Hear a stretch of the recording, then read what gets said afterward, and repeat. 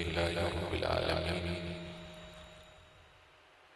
वल आक़िबतु लिल मुत्तक़ीन वस्सलातु वस्सलामु अला सय्यिदिल अंबियाइ वल मुरसलीन व अला आलिहि तय्यिबीन अत्ताहिरीन व अस्हाबिहिल महदिय्यीन अजमाइन। अम्मा बाद फ़अऊज़ु बिल्लाहि मिनश शैतानिर रजीम। बिस्मिल्लाहिर रहमानिर रहीम।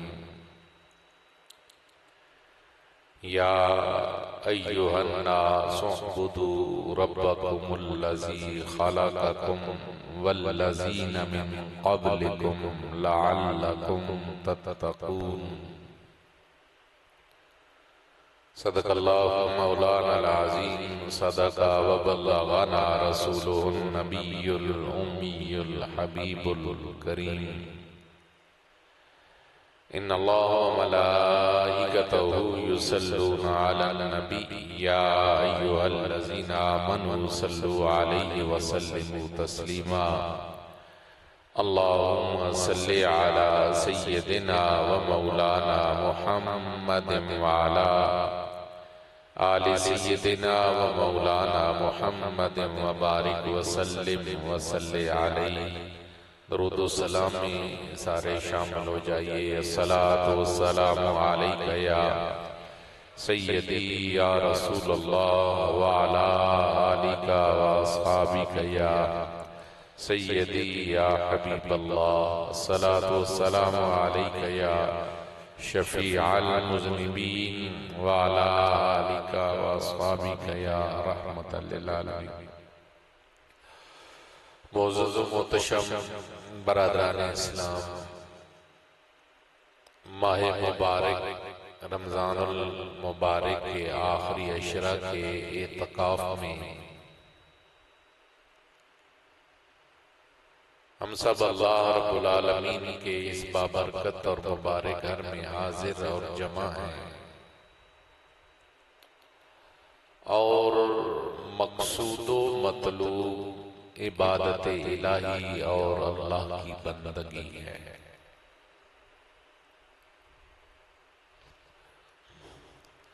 इबादत किसे कहते हैं, इबादत का तसव्वुर क्या है,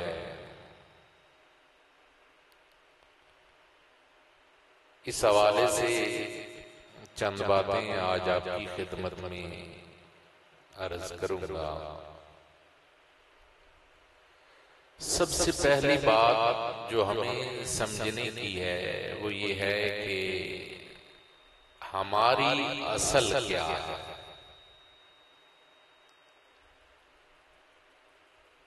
जब हम अपनी असल को समझ जाएंगे तो हमें इबादत के मुतल्लिक हकीकी तसव्वुर समझ में आ जाएगा। हमारी असल ये है कि हम अदमे माज थे, कुछ भी न थे, हमारा वजूद नहीं था। उस अदमे माज से, उस कुछ न होने से हमारे वजूद में आना, ये हमारी जाती कोशिश, जाती काविश, जाती तगदो का नतीजा नहीं, बल्कि ये अल्लाह की माज तख्लीक और महज अल्लाह के फजल और करम की वजह से। ये बुनियाद आप समझिए और ज़हन में रखिए कि हमारा वजूद ममनून है अल्लाह के फजल और करम का। हमारी जात का मौजूद होना उसके एहसान और उसकी। हजरत बायज़ीद बुस्तामी रहमतुल्लाहि ताला अलैहि एक दिन आप गली में जा रहे थे, आपके अहबाब मुरीद आपके साथ थे, तो गली से गुजरते गुजरते एक कुत्ता गली में लेटा हुआ था। आप उसके पास खड़े हो गए। काफी देर खड़े रहने के बाद हजरत बायजीद बुस्तामी रोने लगे, बैठ गए, काफी देर रोए। बाद में साथियों ने पूछा, हुजूर आपको क्या हुआ? कोई ऐसा मामला नहीं हुआ रोने वाला? आपने कुत्ते को देखा, खड़े रहे, फिर रोए, ये कोई माजरा समझ में नहीं आया। हजरत बायजीद बुस्तामी रहमतुल्लाह ताला अलैहि ने जो जवाब इरशाद फरमाया वो बड़ा खूबसूरत है और वो हम सब के लिए। अपने इरशाद फरमाया, इस कुत्ते ने मुझसे एक सवाल किया और इसके सवाल ने मुझ बायजीद को लाजवाब कर दिया। यहां मैं रुक कर एक वजाहत कर दूं कि ऐसे जो जुमले होते हैं ना, अब कोई वो जदीद फिक्र वाला ये ना आगे पीछे पड़ जाए कि जी कुत्ते का सवाल उसने कैसे बोला होगा, समझा कैसे होगा, ये एक तसव्वुरात की चीज होती है। और ये सवाल आपसे, मुझसे, हर एक शय कायनात की कर रही है। सवाल क्या था? फरमाया, ये कुत्ता मुझसे पूछ रहा था, बायजीद मुझे इतना बता कि तेरे अंदर वो कौन सी खूबी और कमाल था कि अल्लाह ने तुझे इंसान बना दिया, और मेरे अंदर कौन सी खराबी और कमी थी कि अल्लाह ने मुझे कुत्ता बना दिया। ये सवाल आपसे भी हर शय कर रही है कि तू बता, तेरे अंदर क्या कमाल था कि तुझे इंसान बना दिया गया, और हमारे अंदर वो कौन सी कमजोरी थी कि हमें किसी को गंदी नाली का कीड़ा बनाया गया, किसी को पत्थर बनाया गया, किसी को दरख्त बनाया गया। फरमाया, वो पूछ रहा था, बायजीद इतना बता, तूने वो कौन सी नेकी की थी कि तुझे इंसान बना दिया गया, और मैंने कौन सा जुर्म किया था कि मुझे कुत्ता बना दिया। हजरत बायजीद की आंखें निकल गईं, रोते हुए फरमाने लगे, फरमाया, लोगों सच कहता है, हक कहता है, मेरे अंदर कोई कमाल नहीं था, मैंने कोई नेकी नहीं की थी, मैं भी कुछ नहीं था, ये भी कुछ नहीं था। उस कुछ न होने से मेरे रब ने मुझे इंसान बनाया, इसे मेरे रब ने कुत्ता बनाया। आप रो के फरमाने लगे, इसमें कमाल मेरा नहीं, ये सिर्फ अल्लाह का फजल व करम। अब आप समझिए जो बात मैं समझाना चाह रहा हूं, हमारा अदम से वजूद, अदम कहते हैं कुछ न होना, कुछ न होने से हमारा होना, हमारा वजूद, हमारी अपनी कोशिश, अपनी काविश का नतीजा नहीं, ये महज़ अल्लाह की तख्लीक की वजह से।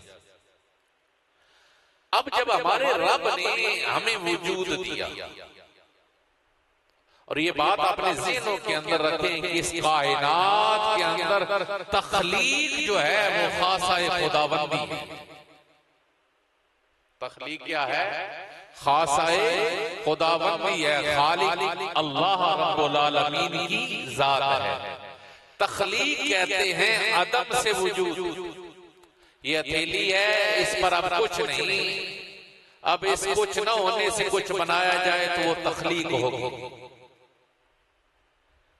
कुछ न होने से अब इंसान जितनी भी कायनात के अंदर मसनूआत बना रहा है, उसका मादा वजूद है, मट्टी है, लोहा है, तांबा है, सोना है, चांदी है, वो सिर्फ उसको मुख्तलिफ शक्लों में ढालता है। उसका बेसिक खालिक कौन है? अल्लाह रब्बुल आलमीन। अदम से वजूद, किसी शय को वजूद दे देना, उसकी जात को बना देना, ये अल्लाह रब्बुल आलमीन का खास। अब जब हम इस बात को समझने की तरफ बढ़े कि हमें वजूद किसने दिया है, हमारे रब ने, हमारे परवरदिगार ने, हमारे अल्लाह ने हमें वजूद दिया। जब हमारे रब ने हमें वजूद दिया है तो इस बदन के ऊपर, इस मुजस्सम जात के ऊपर, इस जिस्म के ऊपर फिर मर्जी हमारी अपनी नहीं होगी, मर्जी हमारे परवरदिगार की। अब जब उसने हमें बनाया है तो हमारा वजूद, हमारा जिस्म अल्लाह की मर्जी के ताबे हो गया। लिहाजा अब जो भी हम करें, जो भी हम सोचें, जो भी हम कदम उठाएं, वो जब उसकी मर्जी के मुताबिक होगा तो वो इबादत बन जाएगा। मैंने क्या बोला? हमारा जो भी अमल, इस वजूद से सरजद होने वाला कोई भी अमल, जब उसकी मर्जी के मुताबिक होगा, उसकी रजा के लिए होगा, उसको खुश करने के लिए होगा, तो वो हर अमल जो है वो क्या है? इबादत बन जाएगा।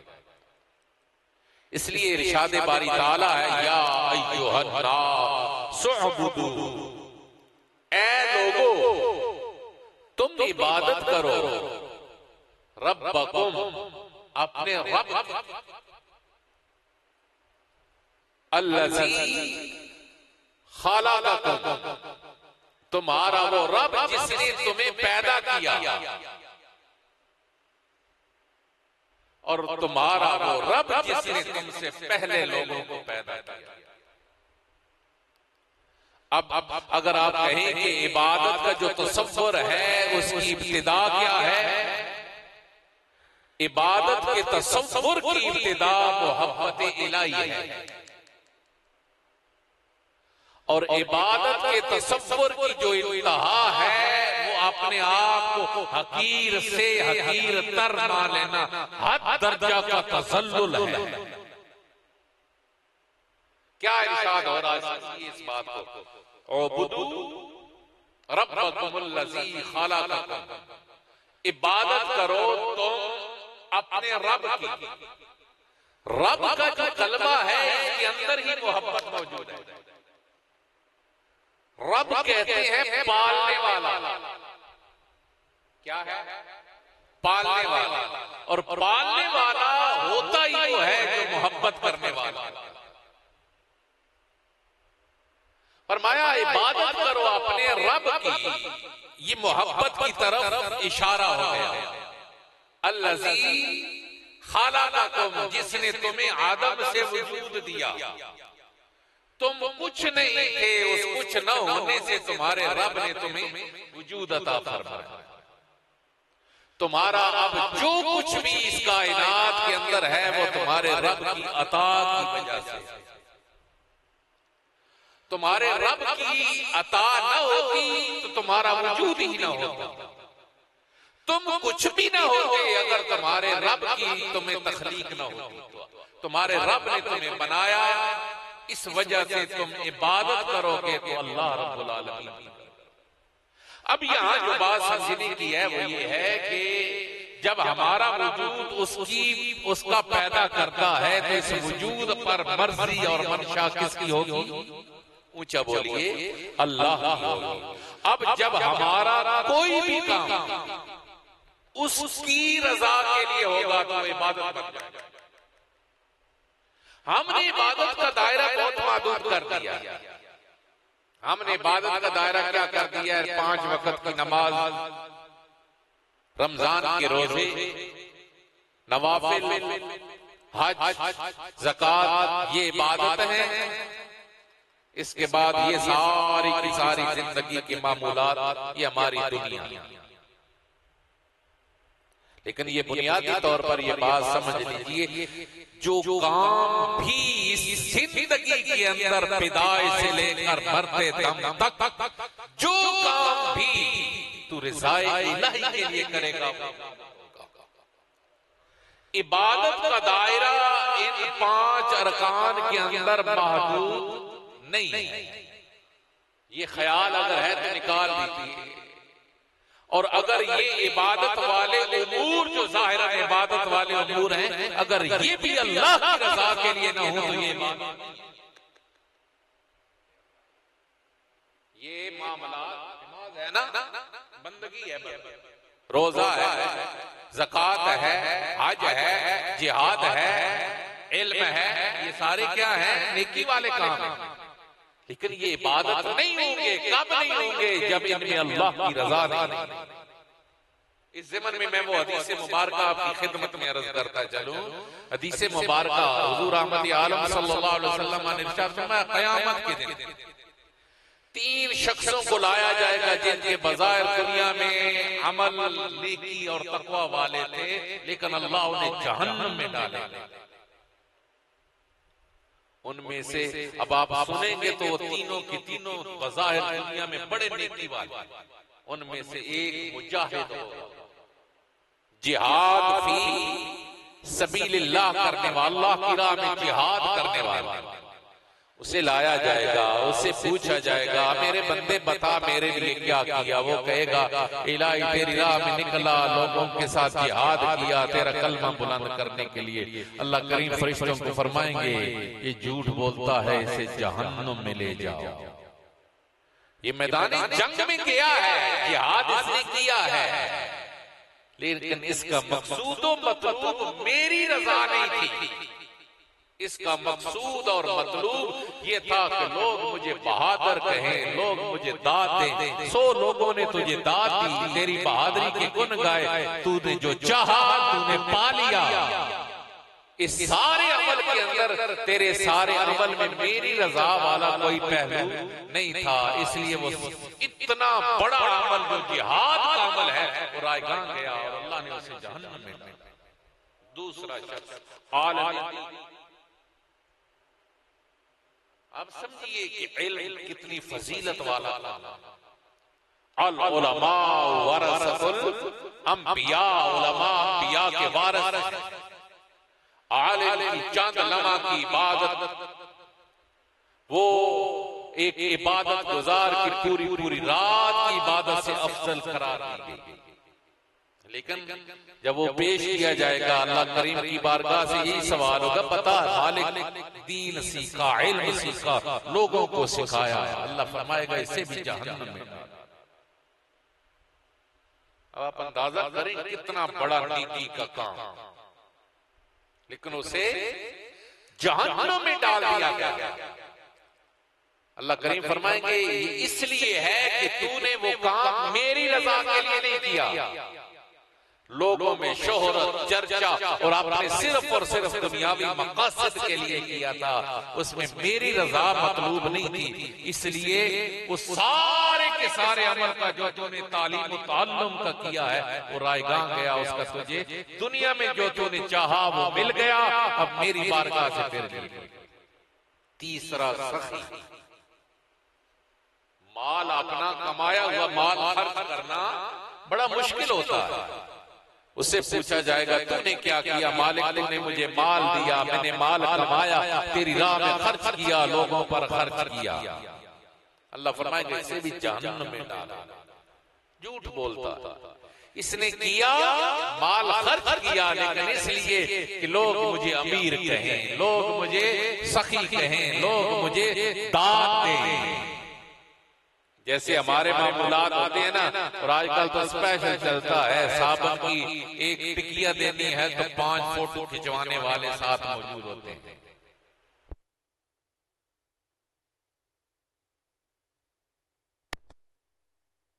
पर मबनी था, इसका ये अमल मेरी रजा के लिए नहीं था। अब आप अंदाजा फरमाएं, ये कितने बड़े बड़े अमाल हैं, तीनों की तीनों। आलिम, मुजाहिद, सही, तीनों अमल हैं, लेकिन इकारत गए, बर्बाद गए, जन्नत में न ले जा सके, वो जहन्नम की तरफ ले गए। दूसरी तरफ एक फाहिशा औरत, बदकारा औरत, जिंदगी जुर्मों में गुजारने वाली, सफर पे जा रही है, हदीस सहीह के अंदर मौजूद, दुराने सफर उसका गुजर एक कुएं के करीब से हुआ, देखती है वहां पर एक कुत्ता प्यास की वजह से तड़प रहा। अब बुरी औरत है लेकिन कदम रुक गए। ख्याल में ये आया कि अल्लाह की मखलूक है, प्यास की वजह से मर रही है, मेरा और कोई काम तो नहीं है अच्छा, लेकिन उसकी मखलूक है, अगर मेरी वजह से इसका भला हो जाए। अपना दुपट्टा उतारा, उसे भगोया, भगोकर कुत्ते के मुंह में निचोड़ा, उसे धीरे धीरे पानी पिलाया, वो चला गया। थोड़े अरसे के बाद वो औरत फौत हुई तो किसी ने देखा वो जन्नत में मौजूद है। मालिक फाहिशा बदकारा औरत जन्नत में। फरमाया इसका कोई अमल और अच्छा और भला नहीं था, इसने सिर्फ एक कुत्ते को पानी मेरी रजा के लिए पिलाया, मैंने उसके सदके से इसकी जिंदगी की सारी खताओं को माफ फरमा। अब ये जो नमाज है, नमाज बंदगी है कि नहीं जी? तहज्जुद बंदगी है कि नहीं? क़यामुल लैल बंदगी है कि नहीं? लेकिन अगर आप नमाज पढ़ रहे हैं इसलिए कि लोगों में मेरी रैपो अच्छी हो जाए, नमाज ही बनता है, रियाकारी नहीं। अच्छा जी, ये तो राती भी उठ के इबादत करने वाला आदमी, अब पढ़े आपने क्या है? नफल है, पढ़ी आपने नमाज है, बंदगी में से बेहतरीन तरीन बंदगी वाला मामला है, लेकिन ये तेरा अमल इबादत नहीं बन सकता। क्यों नहीं ये इबादत बन सका? ये इबादत इसलिए नहीं बन सका कि इसके अंदर मतलूब रज़ाए इलाही नहीं। उसके मुकाबले में तू गली से गुजर रहा है और गली से गुजरते हुए सिर्फ एक पत्थर को उठाकर साइड पे कर दिया। पत्थर को जब उठाकर साइड पे किया तो जब साइड पर किया तो सोच ये थी कि किसी को ठोकर न लगे, तकलीफ न पहुंचे, अल्लाह की मखलूक में किसी को तकलीफ न पहुंचे। तेरा पत्थर साइड पे करना इबादत है, तेरा नमाज पढ़ना इबादत नहीं होगा। मेरी बात समझ गए? तूने किसी बाबे को जो नाबीना था, न कमजोर नजर वाला था, रश वाली सड़क से उंगली पकड़कर सड़क पार करवा दी। अल्लाह की रजा के लिए वो इबादत बन जाएगा। और तूने रातों को उठकर तहज्जुद पढ़े लोगों को दिखाने के लिए, वो इबादत नहीं बने। इबादत में असल मकसूद क्या है? उसकी रजा, अंदर का ये एहसास कि मैं उसका बंदा हूं, उसने मुझे बनाया है, अब मैंने जो जो करना है उसके लिए करना। हम ये सोचते हैं ना कि हमारी जिंदगी में इबादत मिकदार है, इंसानी जिंदगी का हर लम्हा इबादत। उठना, बैठना, चलना, फिरना, यहां तक कि सोना। आप रात को सो गए इसलिए सो जाते हैं, नीयत में, इरादा में आपने ये कर लिया है कि मैं अब थोड़ा सा जिस्म को आराम दे लूं ताकि मैं अच्छे तरीके से अपने रब को याद कर सकूं। तो ये राहत, ये सोना भी क्या बन जाएगा? इबादत बन जाएगा। अब खाना जिस्म की जरूरत है, लेकिन अगर आपकी नीयत में ये हो गया कि मैं खाऊं, मेरे बदन में ये कुव्वत आ जाए और मैं उस कुव्वत के नतीजे में अपने रब को याद कर सकूं, उसकी फरमाबरदारी में इस बदन को ला सकूं, आपका खाना इबादत बन जाए। अब खाया दोनों बंदों ने, एक बंदे ने इसे सिर्फ जिनसी ख्वाहिश के लिए खाया, एक ने रज़ाए इलाही के लिए खाया।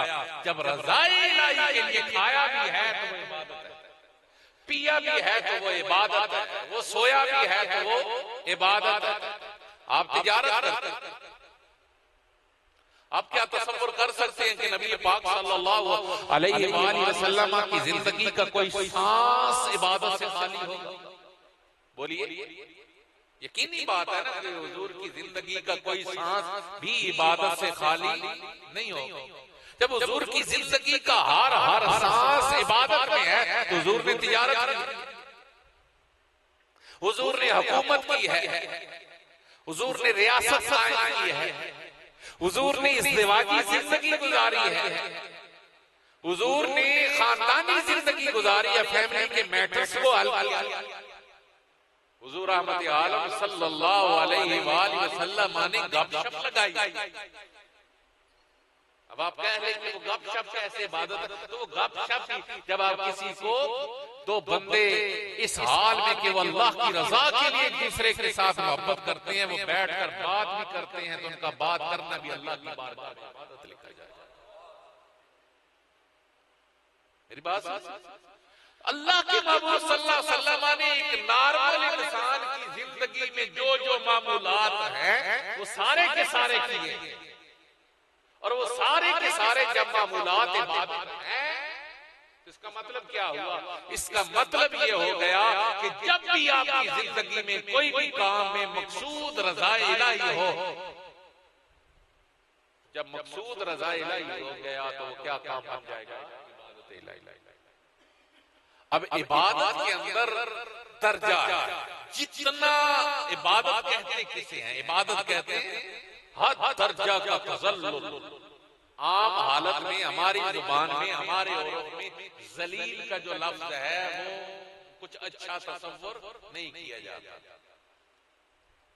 तज़ल्लुल कहते हैं हद दर्जा अपने आप को आजिज़ तसव्वुर करना, अपने आप को हकीर तसव्वुर करना, अपने आप को कमतर से कमतर दर्जे में लेके आना।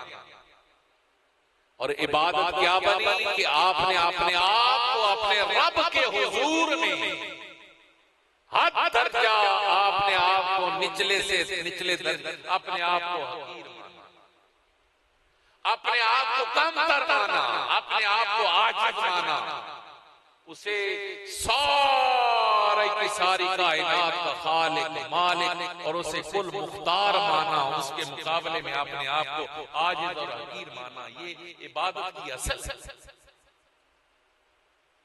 हम लोग शिकवा गुनाह हो जाते हैं, हमने उसके लिए कभी किया कुछ नहीं। एक रिवायत है, मौलाना रूम ने लिखा कि एक आदमी ना अल्लाह को मानने वाला, मौला को मानने वाला, वो एक दिन ना अल्लाह की बारगाह में शिकवा करने लगा, रब्बा मैं तेरा मानने वाला हूं, तुझ पे यकीन रखने वाला हूं, तेरे हुक्म बजा लाने वाला हूं, मालिक मेरे पास कुछ भी नहीं है। और वो देखना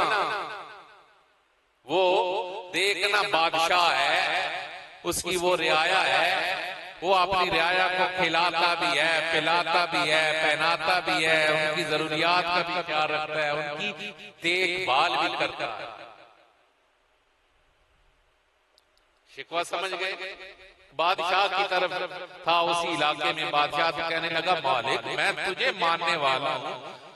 देखिए ना, वो है बादशाह, तो वो है ना जो अपनी रियाया का ख्याल भी करता है, उन्हें खिलाता पिलाता सब कुछ करता है। और आखिर में कहता है, मौला तो फिर ऐसा होता। अब अल्लाह रब्बुल आलमीन ने उसकी बात सुनी, वो भी अपनी मोहब्बत में ही कह गया था, उसने उसकी बात सुनी। अब हुआ ये कि चंद दिनों के अंदर वो जो बादशाह था ना, उस पर किसी और ने आकर हमला किया, सल्तनत कब्जे में आ गई। अब जब सल्तनत कब्जे में आई तो बादशाह गायब हो गया। बादशाह जब गायब हुआ तो वो रियाया को में से एक को पकड़कर उसे पूछता, बता बादशाह किधर है? वो जानने के बावजूद भी चुप रहता, उसके हाथ काटे जाते, बता बादशाह किधर है? वो फिर भी चुप रहता, उसके बदन के टुकड़े कर दिए जाते, लेकिन वो बादशाह का पता नहीं बताता। एक, दूसरा, तीसरा, लोगों को पकड़ा जाता, किसी को तपते हुए आग के कड़ा के अंदर, आयल के अंदर, तेल के अंदर डाला जाता, किसी को आग में डाला जाता, पूछा जाता बता बादशाह किधर है। हजरत रूम जो है ना, ऐसी मिसालें बनाकर वो बात समझाना चाह रहे हैं। उससे पूछा जाता कि बादशाह किधर है, वो जान दे देता, जिस्म के टुकड़े हो जाते, लेकिन किसी ने नहीं बताया। अब अल्लाह रब्बुल आलमीन की तरफ से अपने बंदे के दिल में अब इल्का हुआ, आवाज आई, फरमाया आप तुझे जवाब देने का वक्त आ गया। तू कहता था ना मैं तुझे मानने वाला हूं, मैं तुझे मानने वाला हूं, और वो देखना बादशाह अपनी रियाया को कैसे कैसे दे रहा है, मौला तो ऐसे होता है। तो अब अल्लाह की बारगाह से आवाज आई, मेरे बंदे वो देखना जिसका खा रहे थे, जिसका पी रहे थे, जिसका पहन रहे थे, कट गए हैं, कट गए हैं, लेकिन उसका साथ छोड़ा नहीं। तो मौला की तरफ से आवाज आई, बंदा ऐसे, क्या बंदा ऐसे होता है, तू बंदा बन तो सही, फिर मौला की अताएं दे। हम बंदे बने ही नहीं है कभी उसके, हमने अपना वो ताल्लुक कभी उस मालिक के साथ कायम किया ही नहीं है। खुदा की कसम, जिसने अपना ताल्लुक अपने मालिक से वो वाला कायम कर लिया है, फिर वो मालिक उनको कैसे मारूं। अपने आप को गिराते चले जाओ उसके हुजूर में, कुछ भी नहीं। हजरत शुएब अलैहिस्सलाम, आपने आपके जो जुमले हैं वो सुनिए। पहले आपने आप से हर एक ताकत की नफी करो, मैं कुछ भी नहीं हूं भाई, मेरा वजूद ही जब अपना नहीं है, तो पहले आपने आप की नफी कर दो। जब तक ये समझेगा मेरे पास ये भी है, वो भी है, फलां भी है, मैं ये हूं, मैं वो हूं, तब तक तू इबादत के दर्जे में नीचे रहेगा। इबादत के दर्जे में कमा लेना चाहता है, पहले अपने आप से हर एक की नफी कर। तो हज़रत शुएब अलैहिस्सलाम ने क्या कहा, वमा तौफीकी इल्ला बिल्लाह। ये जुमले इतने कीमती कुरान के हैं, खुदा की इज्जत की कसम, अगर इनमें आप गौर फरमाएं, सोचें, तदब्बर करें, तो आपको अल्लाह की मोहब्बत और उसकी जात के साथ एक ताल्लुक मजबूत होता हुआ नजर आता है। वमा तौफीक, मेरी कोई ताकत नहीं है, मेरी कोई तौफीक नहीं है, मेरी कोई इस्तिताअत नहीं है, मेरी कोई कुदरत नहीं है, मैं जो कुछ भी हूं इल्ला बिल्लाह।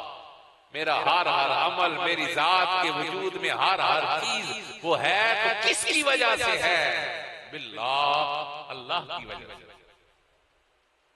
अब क्या है, फरमाया पहले ये करो, अपने आप से हर शय की नफी कर दो, अपने कुछ न होने का इकरार कर लो, अपने अदम होने का इकरार कर लो, मैं कुछ भी नहीं हूं।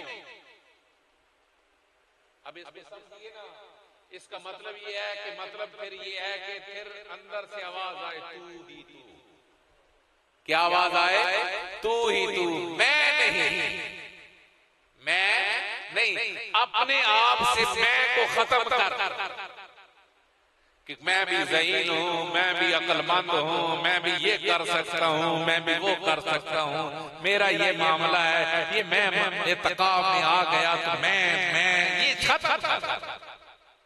कहते मेरा कुछ भी नहीं है, जो कुछ है इल्ला बिल्लाह, वो मेरे रब की वजह से। अपने आप से हर एक शय की नफी कर दो। फिर आगे फरमाया तवक्कल तो अलैह, मेरा एतमाद है तो सिर्फ अल्लाह की जात पर। अपने आप को हद दर्जा हकीर मान लो, बेबस मान लो, अपने आप को लाचार मान लो, जितनी लाचार की। अब देखे ना, सजदे को इबादत का कमाल कहा जाता, सजदे को इबादत का कमाल कहा जाता। क्यों कहा जाता? बंदा खड़ा था, उसका जिक्र कर रहा था, जब सजदे में गया ना, अंदर से तो वैसे मार रहा था मैं कुछ नहीं हूं, अंदर से वो पैसे ही मार रहा था मैं कुछ नहीं हूं। अब जब सर भी सजदे में रख दिया तो उसने इकरार कर लिया, मालिक मेरे पास इज्जतों वाली चीज मेरा माथा था, मेरा सर था, मैंने उसे भी जमीन पर तेरी बारगाह में रखकर अपने आप के हकीर होने का मैंने ऐलान कर दिया। ये इबादत का आला तरीन दर्जा हो गया कि जब बंदे ने हद दर्जा तसल्लुल में, हद दर्जा अपने आप को कम कर समझने के अंदर, आज समझने के अंदर चला गया। इसलिए अहबाब गिरामी, आप अगर चाह रहे हैं ना कि हम इबादत, हमारी जिंदगी इबादत, सबसे पहली चीज ये है कि आप अपने आप को सोचे मैं क्या था और क्या हूं। ये पहला मरहला जैसे याद हो गया वो इबादत की राह पे चल पड़ा। मेरी बात समझ रहे हैं? पहला मरहला कि मैं क्या था और क्या हूं, जिसे याद हो गया वो इबादत की राह पर चल पड़ा। क्योंकि पहले मरहले में तुझे पता चलेगा कि मैं तो यार कुछ भी नहीं था, मेरी आंखें, मेरी जुबान, मेरे कान, मेरी हाथ, मेरे अकल, मेरा शऊर, मेरी समझ, मेरा वजूद, मेरा जिस्म, मेरा कपड़ा, मेरा पैर, ये सब कुछ तो अल्लाह का है। जब मेरा कुछ है ही नहीं है तो फिर मर्जी मेरी तो न रही, मर्जी किसकी हो गई? उसकी हो गई। जब आपको ये ख्याल जिस्म में आ गया कि मर्जी उसकी है तो वो इबादत ही इबादत बनती चली।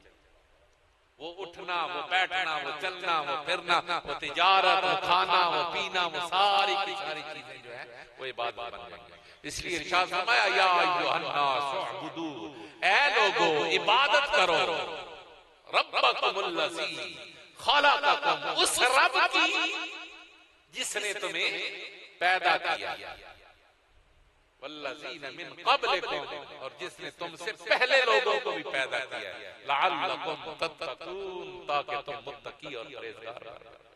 इसलिए अहबाब गिरामी अपने रब के हुजूर आजिज़ बंदापन कर रहे हैं। तकब्बुर और किबर जो है वो अल्लाह की चादर है, बड़ाई उसे पसंद है। अल्लाहु अकबर, सबसे बड़ा कौन है? अल्लाह। और जो बड़ा बनने की कोशिश करता है ना, इस कायनात के अंदर राह इबादत को छोड़ने वाला पहला शैतान था। उसके अंदर मैं आई थी। क्या आई थी? मैं आई। अल्लाह ने पूछा ना आदम को सजदा क्यों नहीं किया? कहने लगा आना खैरुम मिन्हु।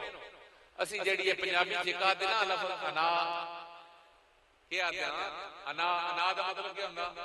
मैं अंदर।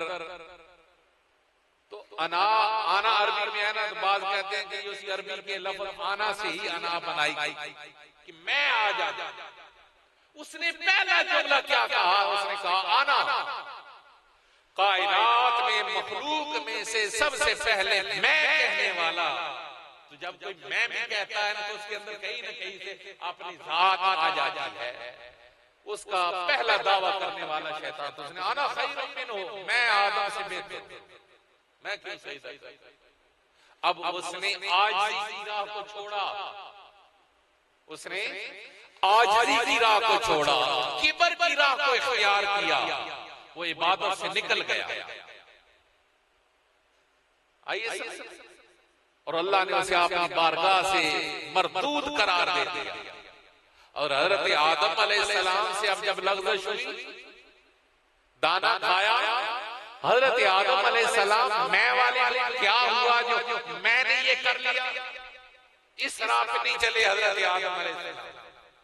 हजरत आदम तसल्लुल, आजिज़ी, इनके सारी अपने आप से हर चीज की नफी की राह पे चले। रब्बना ज़लमना अनफुसना व लम तग़फिर लना व तरहमना लनकूनन्ना मिनल खासिरीन। ऐ हमारे रब, हम अपनी जानों पे जुल्म कर बैठे। इलाही, अगर तूने हमें हम पर रहम न किया और हमें माफ न किया तो हम खसारा पाने वाले। हजरत आदम अलैहिस्सलाम ने इसका, इनकिसार का, तसल्लुल का राह अपनाया है। अल्लाह ने उनकी नस्ल को आबाद कर दिया और शैतान ने तकब्बुर का मैं का रास्ता अपनाया है, अल्लाह ने उसे हलाक कर दिया। इसलिए अहबाब गिरामी अपने आप की नफी करते हुए अपने रब के हुजूर करें। तो जब इंसान अल्लाह की तरफ तसव्वुर में लेके चला जाता है तो फिर इंसान की जिंदगी में कोई गलती हो भी जाए तो वापसी की राह मौजूद रहता है, बंदा पलट आता है। अल्लाह हम सबको अपनी बारगाह की इबादत की तौफीक अता फरमाए। अपनी जिंदगी के मामूलात देखे ना, मैं पहले भी अर्ज कर रहा था, इत्तिकाफ में आए, नमाज में आए, अब सबसे ज्यादा इबादत में आला तरीन दर्जा क्या है कि खालिस उसे खुश करने के लिए इबादत, उसे राजी करने के लिए इबादत। अगर आपके मकसूद में, आपके मतलूब में कोई दुनिया का काम भी है तो इबादत फिर भी ये बन जाएगी कि मेरा ये काम हो जाए मैं इत्तिका बैठूंगा, मेरा मुझे मसला ये हल हो जाए मैं बैठूंगा। लेकिन अगर मकसूद और मतलूब सिर्फ उसकी रजा हो तो फिर उस इबादत का दर्जा और से और तर होता जाएगा।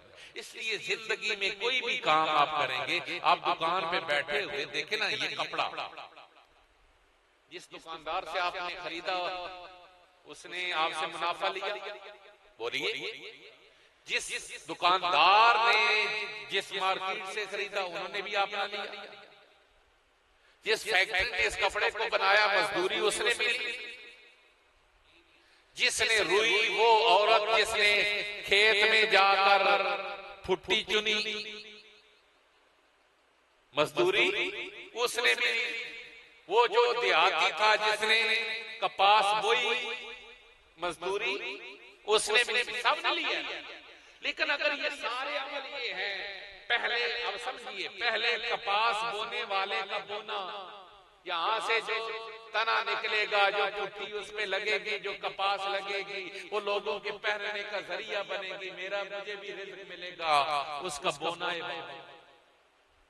औरत का चुनना इबादत, फैक्ट्री वाले का धागा बनाना इबादत, कपड़ा बनाने वाले का कि इससे बदनी इंसानी ढांप जाएगा, इबादत। वहां उस फैक्ट्री से ताजर का दुकान पर लेके आना, नीयत में ये हो कि इसके जरिए से अगर यही काम मुझे, सारे ये काम मुझे कपड़ा बनाने वाले मुझे करना पड़ते तो मैं तो और कुछ भी नहीं कर सकता। पूरी जिंदगी में शायद अपना एक कपड़ा ही बना सकता, या महीनों लग जाते एक सूट बनाने के। अब ये खिदमती इंसानियत ये काम, इसलिए अब मैं ये कह रहा हूं कि इंसानी जिंदगी में कोई भी अमल ऐसा नहीं है जो इबादत से खाली हो। हर अमल इबादत है।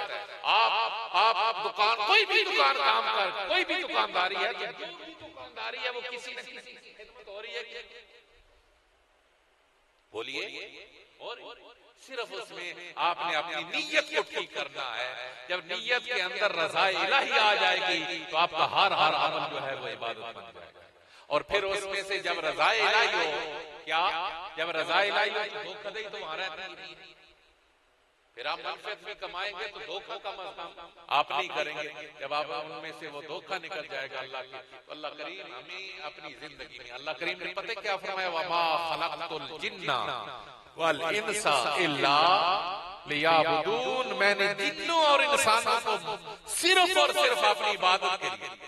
मैं सोचता कि सारे क्या है इबादत, फिर तो वो टुकर भी खाता है, कमाता भी है, हल भी चलाता है, तो उसने बनाया तो इबादत के लिए। अब आप समझ जाएंगे कि उसकी सारी जिंदगी ही इबादत है। जब जब जो वो काम अल्लाह की रजा के लिए करेगा सारी इबादत बन जाएगी। अल्लाह हम सबको इबादत की लज्जतें नसीब फरमाए, चोखा चोखा ज्यादा ज्यादा अपनी याद की तौफीक अता फरमाए।